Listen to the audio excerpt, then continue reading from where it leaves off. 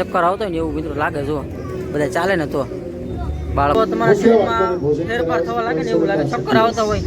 જો બધા દર્શન માટે ગણપતિને તમારે જવું હોય તો રૂમ 4 મહિના થયા છે. અને આ ઉઠતી ગણપતિ દાદાની મૂર્તિ છે એ બનાવવા માટે 3 મહિના સમય. આ નારિયેળના રેસામાંથી બની છે. અને આ રૂમ આખો એક વિજ્ઞાનનું જે ટિલ્ટિંગ કહેવાય એની ઉપર આ ચક્કર એટલે ચડે છે એને ટિલ્ટિંગ છે એટલે તમને ચક્કર ચડે છે. અને આનું વજન આ મૂર્તિનું વજન જે છે એ 3.5 કિલો. મિત્રો રોકેટ ગુજુ વ્લોગમાં ફરી છે એક ભાવનગરના ગણપતિ સાથે હું ખેરલાજી આપ તમામ મિત્રોનું હાર્દિક સ્વાગત કરું છું. તો મિત્રો અત્યારે સરદારનગર હું આવી પહોંચે છું. ગઈ વર્ષે આપણે આવ્યા હતા વિશ્વના સૌથી નાના ગણપતિ જે પ્રયત્ન ફાઉન્ડેશન કેસરી રથ દ્વારા અહીં સરસ મજાનું મિત્રો આયોજન કરવામાં આવ્યું. અને ફરી વખત આપણે આવી ગયા છીએ અને આ વખતે કંઈક નવા જ ગણપતિ છે. તો જયભાઈ રાજ્યગુરુ આપણી સાથે ફરી જોડાઈ ગયા છે. તો આ વખતે શું આપણે નવું કર્યું છે આપણા દર્શક મિત્રોને જણાવીએ, અંદરના દર્શન આપણે કરાવીએ. 2 અલગ અલગ ગણપતિજીના પંડાલની અંદર આજે તમારું સ્વાગત છે. ખાસ એવું છે કે અલગ અલગ 2 વિજ્ઞાનના પ્રયોગ છે. એક વિજ્ઞાનનો પ્રયોગ એવો છે કે જે ટિલ્ટ રૂમ છે કે જેની અંદર ગુરુત્વાકર્ષણનો નિયમ જે છે એને સ્પ્લિટ કર્યો છે. અને તમે ગુરુત્વાકર્ષણના નિયમમાં જેવું હોય કે ઉપરથી નીચે ખેંચાય, પણ અહીંયા આ રૂમની અંદર તમારે ચારેય બાજુમાંથી ગમે ત્યાં તમે ખેંચાઈ શકો છો, તમે પડી શકો છો, તમે ચક્કર આવે છે, સિકનેસ આવી જાય છે. વિઘ્ન છે, વિઘ્ન હર્તાને મળવા માટેનું એક વિજ્ઞાનનું વિઘ્ન છે. અને વિઘ્ન પાર કરી અને પછી ગણપતિ ભગવાનને તમે મળવા આવશો તો ગણપતિ ભગવાનની એવી મૂર્તિ છે કે જે હવામાં કોઈ પણ પ્રકારના આધાર વગર 3.5 ફૂટ ઉપર ઉડે છે. 3.25 કિલોની મૂર્તિ છે અને નારિયેળના રેસા દ્વારા એ બનાવવામાં આવી છે.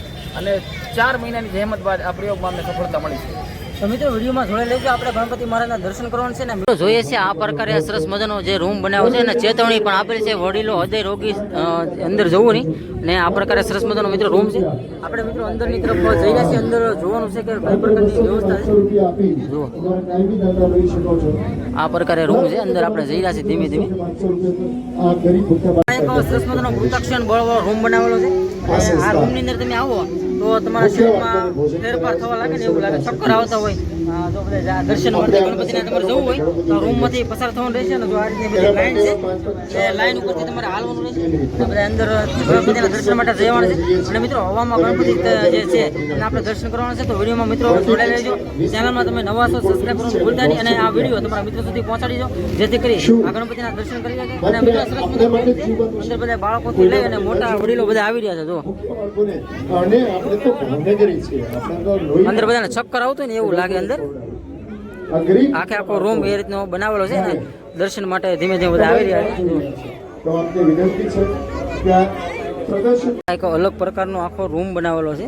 અહીં આખું ગુરુત્વાકર્ષણ હોય તે બધાને કેચ કરે છે. જો બધાને ચક્કર આવતો હોય ને એવું મિત્રો લાગે. જો બધા ચાલે ને તો બાળકોને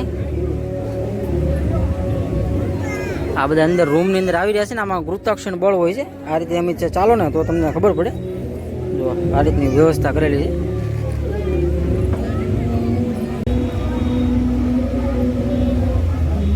તો મિત્રો આપણે રૂમની બહાર આવી ગયા છીએ અને ટૂંક સમયમાં ગણપતિ ગજાનન મહારાજના અહીંથી દર્શન થઈ રહ્યા છે. આપણે જોવા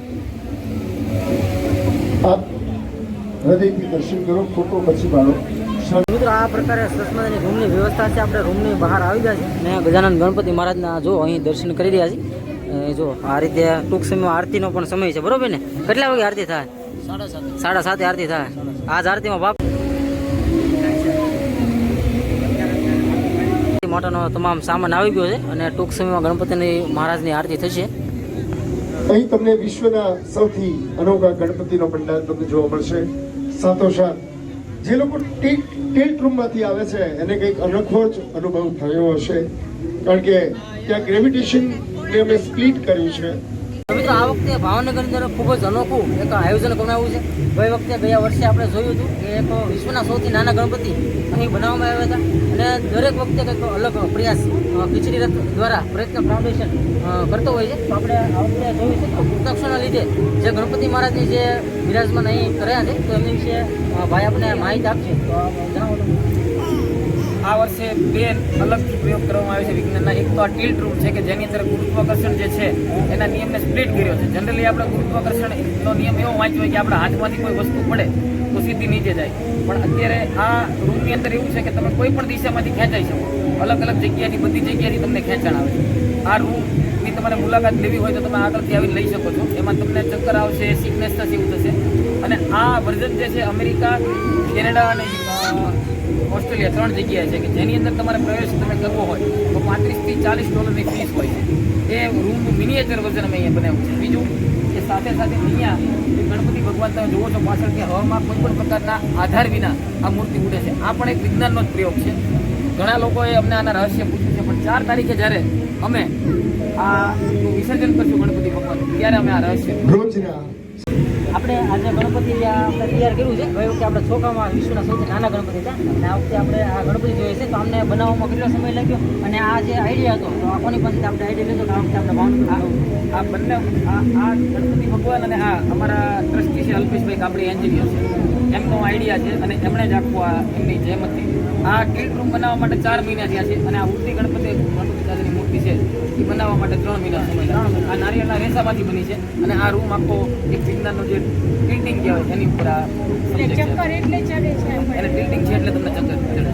અને આનો વજન પડવાની એમ બીક લાગે. આ મૂર્તિનું વજન જે છે એ 3.5 કિલો નારિયેળના રેસામાંથી બનાવ્યું અને આ જે છે એમને બનાવતા આપણે 4 મહિનાનો સમય 4 મહિના આ કોઈ આધાર નથી આનો. કોઈ પ્રકારનો અહીંયા આધાર નથી, એમને હવામાં અને મિત્રો આપણી સાથે જો આ એક બા જોડાઈ ગયા છે કેવું લાગે છે અંદર રૂમમાં અંદર ચક્કર ચડે છે ને આમ આપણને આમ કંઈક જુદું જુદું ફીલ થાય. જોતું હતું અલગ અલગ તો આ ગુરુત્વાકર્ષણ બળના લીધે થાય છે બરોબર ને. ભગવાનની મૂર્તિ કોઈ પણ પ્રકારના આધાર વિના હવામાં ઉડી રહી છે અને આ મૂર્તિ જે છે એ મૂર્તિ નારિયેળના રેસામાંથી બનેલી છે અને જેનું 3.5 કિલો વજન છે. આ 3.5 કિલો વજન છે અને 3.5 ફૂટ ઊંચી હવા. મિત્રો આપણે ગજાનન ગણપતિ મહારાજના દર્શન કર્યા છે ત્યારબાદ બહાર તરફ જોવા માટે આ રીતનું જો એક્ઝિટ બહાર આપેલું છે અને આ રીતે બહારની તરફ આવે છે તો જ્યાં ખીચડી રથ છે તમામ જ્યાં ભૂખ્યા અને ભોજન આપતું સરસ મજાનું જે પ્રયત્ન ફાઉન્ડેશન છે તો આવી ફોટોગ્રાફી તમને જોવા મળશે. જો આ જે બાળકો હોય તો અહીં જે ડોનેશન આવતું હોય તો આ બાળકોને અહીં ભોજન આપે છે, એમની જે ગાડી હોય છે ને જુઓ તો આ બધી સાઈડ તમને આવા ફોટા જોવા મળશે. આપણે આગળની તરફ મિત્રો જઈ રહ્યા તો છીએ. પણ 200 કે 500 રૂપિયા ચેનલમાં નવા છો સબસ્ક્રાઇબ કરો. ભૂલતા જો આ બધા ફોટા તમને જોવા મળશે છેક સુધી. આ બધા ગણપતિના દર્શન કરી અને આ તમામ આપણે દર્શન કરવાના રહેશે અને અહીંથી એક્ઝિટ બહાર આપણને જોવા મળશે. તો આપણે મિત્રો સરસ મજાના ગણપતિ છે. ખાસ કરી જણાવજો તમને વિડીયો કેવો લાગ્યો, પસંદ આવ્યો તમારા મિત્રો સુધી પહોંચાડીએ. જો આ પ્રકારે બધે અહીંથી એક્ઝિટ બહાર છે, અહીંથી દર્શન કરી અને બધી ભાવિ ભક્તિ બધા પબ્લિક છે અત્યારે હાલ આવી રહી છે અને આપણે બહારની તરફ જઈ રહ્યા છીએ.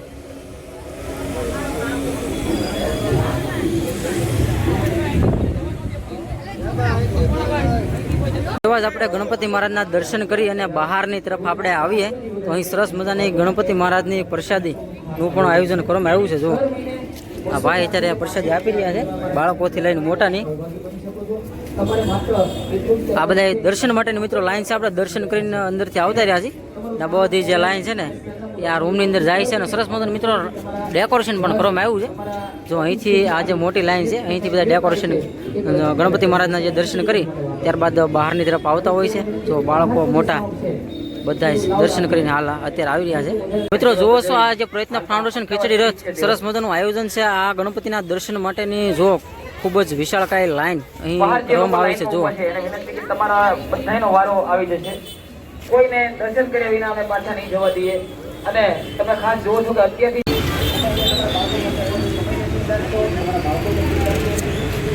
આ દર્શનનો લાભ મળ્યો અને એવા સારા મમ્મી પપ્પાનો લાભ મળ્યો પણ સમુદ્રમાં ચાંદની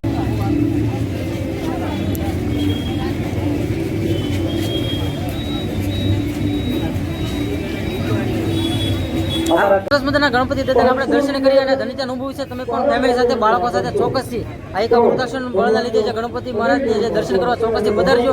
ફરી જ મળશું એક નવા ગણપતિના એપિસોડ. ત્યાં સુધી ખ્યાલ હજી રજા લઉં છું. આવજો.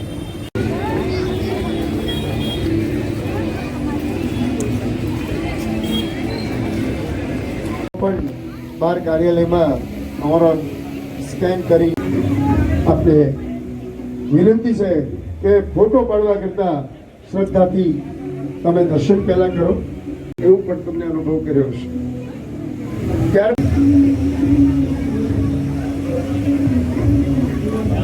સૌથી અદ્ભુત દર્શન છે